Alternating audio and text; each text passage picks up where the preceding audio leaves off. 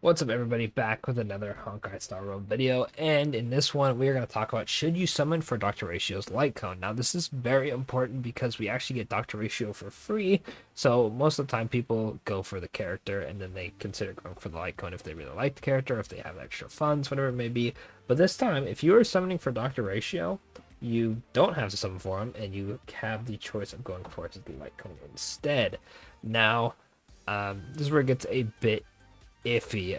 Dr. Ratio is a hunt character and he specializes in follow-up attacks. So light cones that do not have anything to do with follow-up attacks aren't going to be too great for him, but let's go over that later.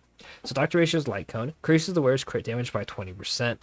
For every debuff on the enemy target, the wearer's crit damage deal against these targets increases by 8%, stacking up to 3 times. Wow. 3 times, almost like it was meant for Dr. Ratio because you want 3 stacks, right? So that will give him an extra 24 crit damage for a total of 48% crit damage. When using ultimate to attack the enemy target, wearer receives the disposition effect, which increases damage dealt by 36% and enables their follow-up attacks to ignore 24% of the target's defense. This effect lasts for 2 turns, right? So really good, right? Increases damage dealt when you ult, right? Because you're guaranteed a follow-up attack with the ult. Then you ignore defense, which is a super strong effect, and then if you are making sure they have 3 debuffs, you're also having 48% crit damage. Overall, this is insanely good. This is what it looks like maxed. Of course, I don't recommend going for max, but this is kind of disgusting. 60% damage increase when you ult, 40% defense ignore, and then you get a whopping, what is that, 64% crit damage. Like that's quite a bit, not gonna lie. But like I said, you don't need to go for 5. You just go for the level 1 copy, right? Now, if you don't summon for it, your options are rather limited. All the 4-star ones boost stuff like your basic attack or your skill, or there's something like sword play where it only works if you're attacking one target, and then it goes away when you attack a different target, which is cool and all. It can kind of work, but it's like not really feasible because Dr. Ratio is actually just going to be absolutely destroying most enemies. So yeah, I'm not a huge fan of the 4-star ones, but that leaves the 5-star ones, which there's Toepads, which increases crit rate and increases follow-up attack damage by 30%.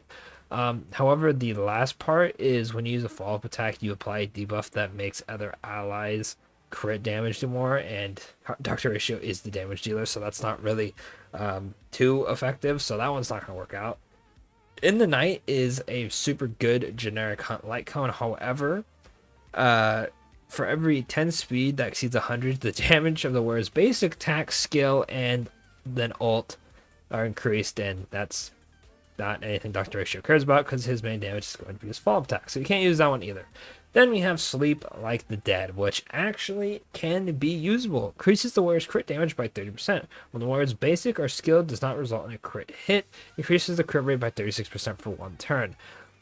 This can be useful if you don't crit, then you are almost guaranteed to crit as long as you're building Dr. Ratio correctly, which you should be trying to hit the crit rate requirement for his Planet Ornament set regardless, but pretty much it's just a stat stick of 30% crit damage. It's like really all you can really ask for in this. And then the other one, which is the free-to-play Herle one, which increases crit rate by 8% and increases their crit rate against enemies with HP equal to or less than 50% by an extra 8. When warrior defeats an enemy, their attack increases by 20% for 2 turns, and this will increase up to 16/16. So this will give you 32% crit rate, and then when you defeat the enemy, you get 40% boost to attack.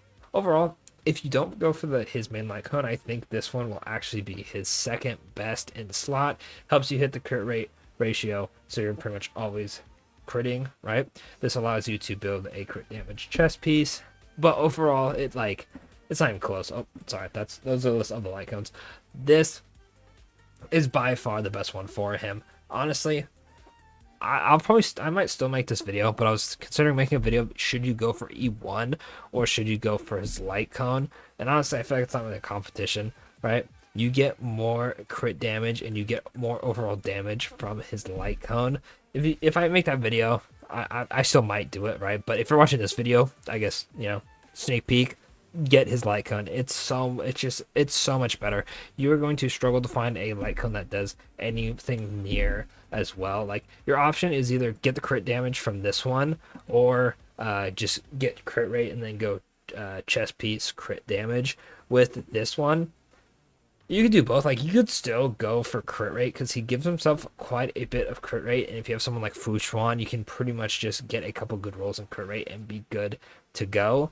But overall, like this, like, I kind of hate characters like this where they have like a niche use, right? And they can only use their own light cone because of that niche use, right? Topaz has a similar issue where she's a follow attack hunt character, and all the hunt light cones are not centered around that. Same with Fu Xuan. All the light cones are like about shields most of the time, or like defense, and she wants HP for her ult to heal, and then I guess defense for survivability.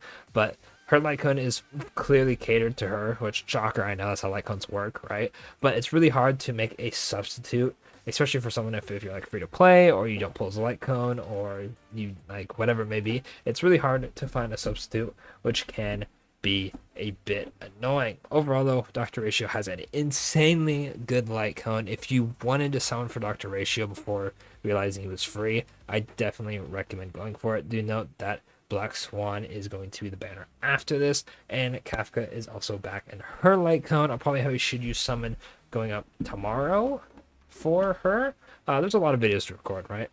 With the coming of Dr. Ratio. So at some point I'll do a should you summon for Kafka, and her light cone will probably be included in that video. But other than that, that'll be it for this video. Let me know in the comments if you are going for Dr. Ratio's light cone, if you're going for light cone and dupes. I know Dr. Ratio is actually a super popular character. I mean, his name is literally Dr. Ratio. Like, he's funny, he looks cool, he's imaginary, so the people who didn't get Don Hang are going to be very happy. Follow taps are cool. People who like Toepads are definitely eating with this character. So we know if you're going for his light cone or dupes. Like I said, I strongly recommend going for his light cone before you go for dupes. His E1 is good, but his light cone is just that much better. And really quickly, I guess I'll just pop up this really quickly. These are your options so far. We're getting more in the update after Dr. Ratio, but like, this one's bad. This one's like okay. This one is, like I said, goes away when you kill the enemy and switch. This one you just can't get hit. This one's I believe it was what, skills and stuff. Let me pop it up real quick.